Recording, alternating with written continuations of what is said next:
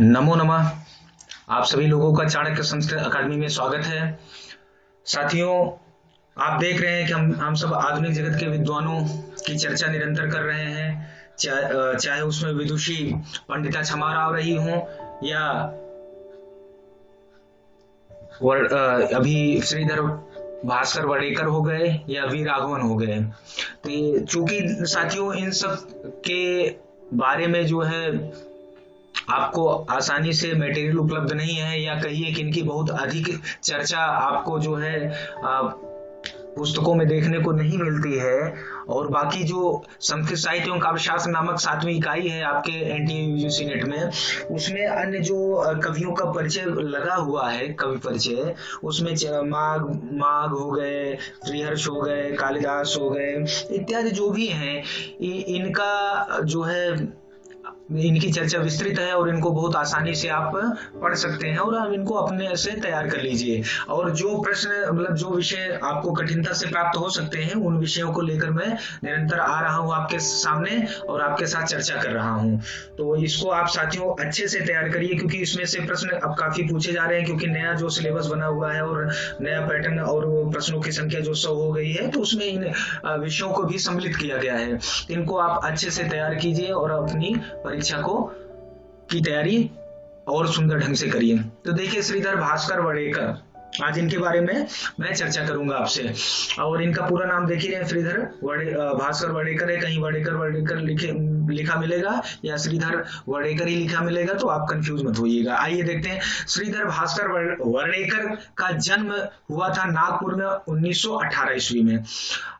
इनका जन्म कहाँ हुआ था? नागपुर में हुआ था। यदि आपसे पूछ लिया जाए कि इनका जन्म जो है श्रीधर भास्कर वर्डेकर का जन्म हुआ था नागपुर, कहाँ? तो नागपुर में। अर्वाचीन संस्कृत साहित्य नामक मराठी शोध प्रबंध लिखा था वर्डेकर ने। यह इनके शोध प्रबंध का नाम है। अर्वाचीन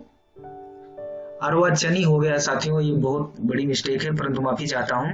अर्वाचीन है संस्कृत साहित्य, अर्वाचीन संस्कृत साहित्य नामक इनका शोध प्रबंध है और वह मराठी भाषा में है। और यह किसका है? वर्डेकर जी का है। देखिए, राष्ट्र शक्ति मराठी के संपादक थे, यह पत्रिका थी, इसके संपादक थे वर्डेकर। संस्कृत भवितव्यम एक पत्रिका है, इसके संपादक थे वर्डेकर।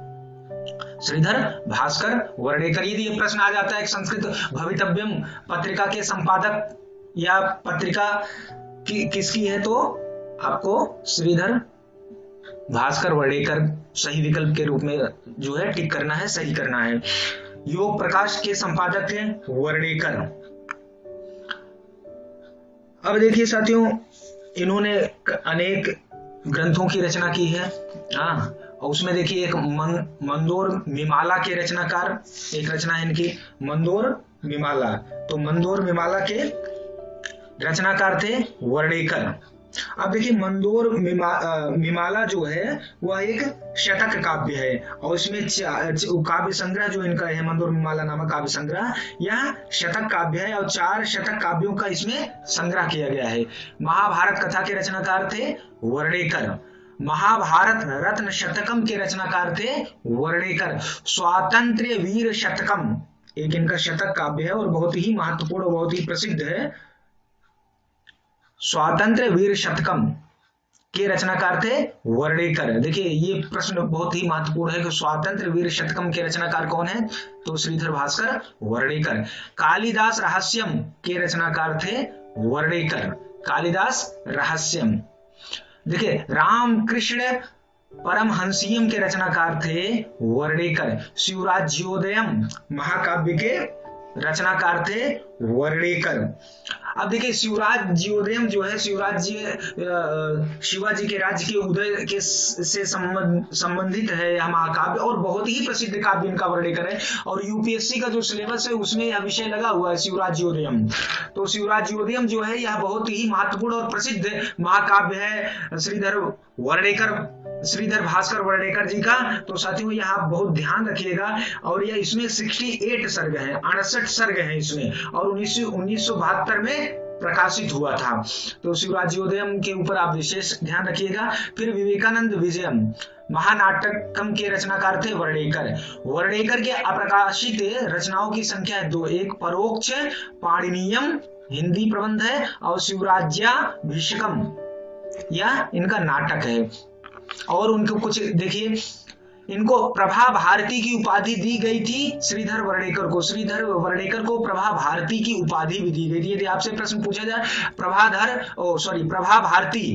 भारती उपाधि निम्न में से किस आचार्य किस रचनाकार को दी गई थी या किस रचनाकार की है, तो आपको प्रभा भारती सही विकल्प के रूप में सही करना है, चुनना है। देखिए, कांची के शंकराचार्य ने प्रभा भारती की उपाधि दी थी श्रीधर वर्णेकर को, तो इनको प्रभा भारती की उपाधि कौन दिया था? कांची के शंकराचार्य जी ने।